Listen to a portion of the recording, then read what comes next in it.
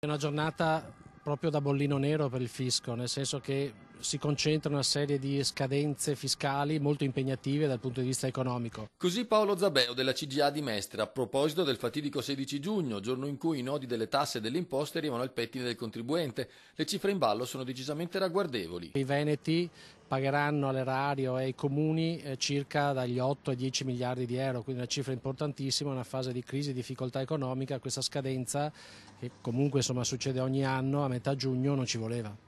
Per i privati ad appesantire il carico è arrivata la tassa sui servizi indivisibili, la Tasi. La Tasi è stato un vero e proprio caos, la gente è stata lasciata nel panico in queste ultime settimane, non solo praticamente i proprietari di abitazioni ma anche gli addetti ai lavori come i commercialisti, i CAF, le stesse associazioni di categoria, perché la confusione ha regnato sovrana.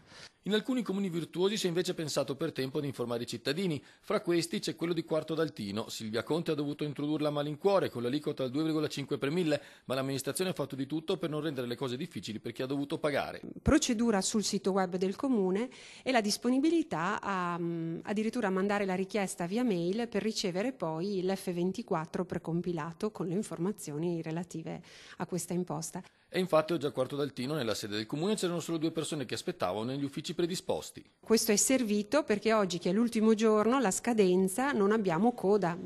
Praticamente tutti coloro che avevano bisogno del supporto dell'ufficio lo hanno avuto. Al CAF della CIS di Mestre non troviamo una situazione di superaffollamento. Noi abbiamo fatto di tutto per adoperarci con appuntamenti,